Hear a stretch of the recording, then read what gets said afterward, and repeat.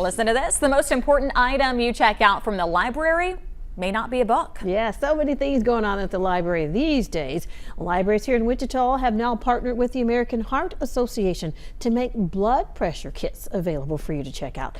12 News reporter Max Dutton is joining us live outside the Advanced Learning Library to tell you all about this new program. Hey, Max.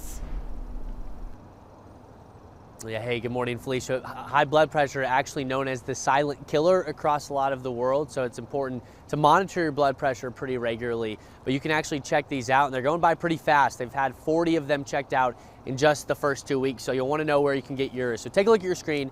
These are the 4 locations you can check out these blood pressure kits. Of course, right here at the Advanced Learning Library in downtown Wichita. But you can also pick it up at the Wichita Public Library Evergreen branch, as well as the Clearwater Public Library, and then the Mount Hope Public Library as well. Now, each kit's can include a blood pressure monitor, American Heart Association guided materials on how to properly measure blood pressure at home, as well as an explanation of what those measurements mean, and then a contact list of providers in the area who will provide you some follow-up to anyone who needs it. The American Heart Association started this program to help people stay on top of their blood pressure for free.